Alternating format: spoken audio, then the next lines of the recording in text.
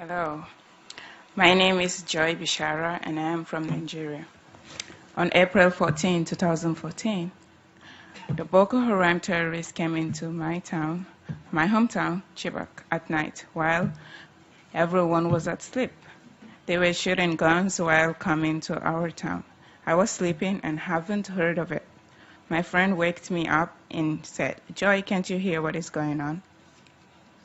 I said, "No," and I went back to sleep. She said, "Get up, we cannot go to sleep.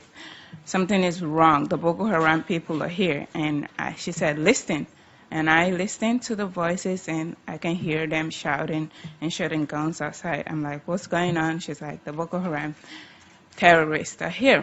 And we were all freaked out. We got up and we were praying for our families because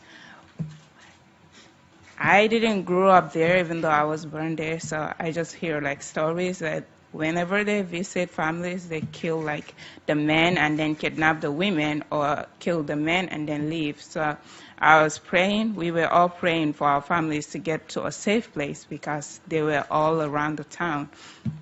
And while we were deciding on what to do, we were all like, some of us said we should just run out, and some of us said we should climb the walls and get out. But some of us said we are not allowed to leave the school, so we should just stay. We were still deciding on what to do, and a man just came in. We all were scared, so we started to kind of run, and he's like, "No, you shouldn't run. I'm just here to protect all of you, so there is nothing wrong. I'm here to protect you from what is going on outside." We trusted him because the soldiers outside our gates used to come in whenever we scream or are scared, and then they make sure we go to bed. They take care of us before they go away. So we trusted him. We thought he was one of them. And he said we should all come in a circle. All of us were in a circle, and then he said, "Okay." Then a lot of them started coming into our school, into the dorm where we were all sleeping. They all came in because we were all in a circle and we have no chance to run. So when they started coming in a lot, that's when I realized, oh no, these are not the soldiers. Not all of them have uniforms, so they're not the soldiers. And it was too late to run because they were all around us with guns and bombs, so we cannot run. And so they said that they're here, they're the Boko Haram people we have been hearing about, and they're the ones who kill, who burn churches. So they're just telling us what they do, and they said if we do not cooperate, same thing is going to happen to us.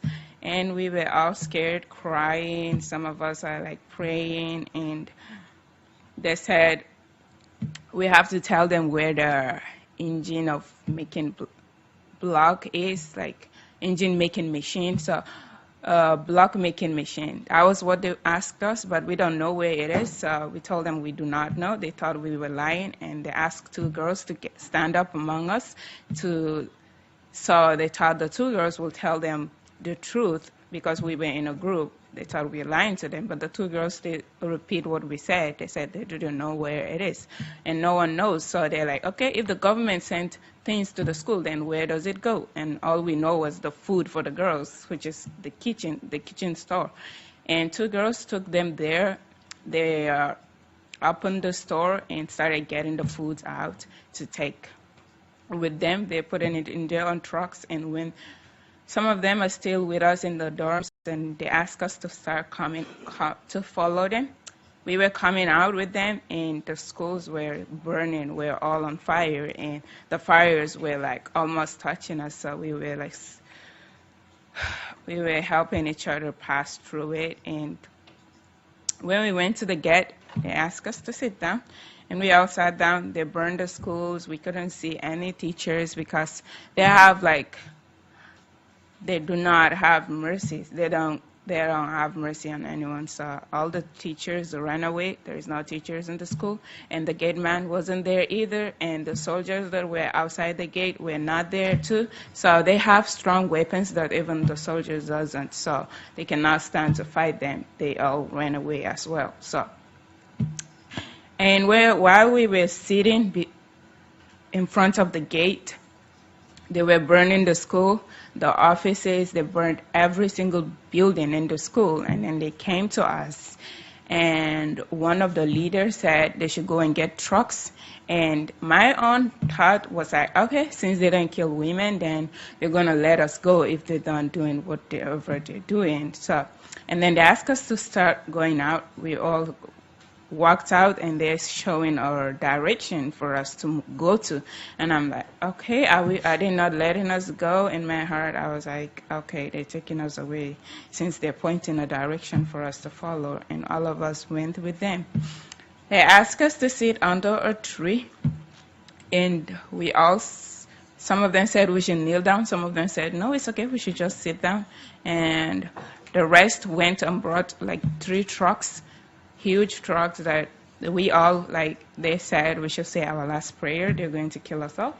So some of us are crying. We were praying, and I have my friend beside me, who waked me up. We are together all that while, and she's like, let's just pray that they change their mind because I do not want to die. I want to go continue my studying.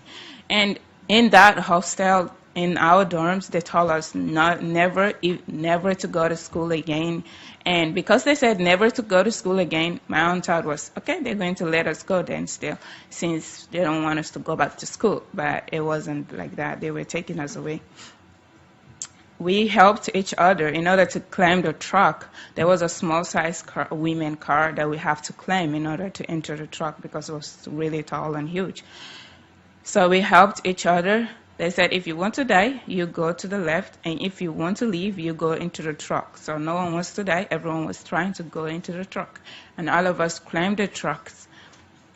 The truck started moving, and while I was in that car, I was like, is this the end of all my struggling, like studying in school, dreaming of becoming a doctor? Is this where it is going to end? My hopes were like, I gave up. I'm like, okay, if this is what God wants, then it's okay. But then at the end, in that same truck, I was like, I prayed and asked God to please save me and to please let me see my families again. I do not want to go with those people. And to my surprise, something got into me and said, you should jump out. I'm like, I looked down at the truck was still moving. I looked down and it was, the truck is, when you look down, it's scary because the trucks move and the truck is still tall. So I'm like, no way, I'm not going to make it. So at the end, I said, okay, it doesn't matter if I'm going to make it or not, I'm going to jump out. If I die here, it's better for my family to find my cops and then go with those people and didn't know what they're going to do with me. So I'm like, I'm going to jump out no matter what. So I convinced my friend because she wasn't going to do it. She knows if they see her, they're going to shoot us. So she's like, they're going to kill us. I'm not going to risk it. I'm like, it's okay, let's do it. It's fine. We better die than go with them. So she's like, okay, sure. And we jumped out, but we ran. When I jumped out, I fell with my stomach. So I got up and started running to the bush. When she saw that, okay, I was okay, so she jumped out as well. And then, but we ran through different directions. We didn't got home together. While I was running in the bush, I met 2 of my classmates who also jumped out. I screamed because I thought they were the Boko Haram people who came to get me back. So we continued running together. From there, while we were running for hours and hours, we didn't sleep, and a motorcycle man was passing by, and we asked him to please take us home. He said he's not going to take us home without knowing who we are. So we said, okay. We didn't trust, from that time on, we didn't trust anyone. We didn't want to tell him who we are because we are scared. We didn't trust him. So I'm like, no, we shouldn't tell him who we are. Some of us said we have to tell him in order for him to help us. We need help. We cannot continue running like this. Our feet are all bloody because the bush was a thorny bush. So it scratched our skin and everything. And they're like, we have to get help. So we gave up at the end. We told him who we are. And he's like, yeah, sure, why not? So he took us back to Chibok. And while we went back to Chibok, parents from the schools went to the school and look, there are no students, and everyone is crying. Where are the students? When they saw us, they gathered around. Where are the rest of the girls? We're like, we jumped out of the truck. We don't know. Some of them jump out as well. So I don't know if your kids are in it, if your daughter is in it, but we don't know. So they might get back. So be patient, and we just comfort them. Everyone is crying. While I went home, my mom was as well crying, like I'm dead. So my neighbors were there for her, comforting her and everything. And two congresswomen from the United States, Congress Wilson and Joyce, they went to Nigeria to hear the story from us because they've been hearing like a little bit of the story. They don't know the complete story. So they went to Nigeria to hear from the students who escaped. And that was how she looked for scholarship here for us to continue our studies. And I didn't want it to continue studying because of what they said at that time. But when I was accepted in Grundy, Virginia, I'm like, okay, I want to become a doctor, save lives. Then if I do not go to school, that is not going to be possible. So I have to go to school. I'm thinking of making that decision while I'm still thinking that the voice that said, do not go to school, or else wherever you go, do not think you're safe. We are going to get you. So that voice is still there, and I'm still deciding. I'm like, okay, fine. I'm going to go to school no matter what. So I'm not giving up my dreams. I'm going. And that was how I made the decision of coming here to continue my study.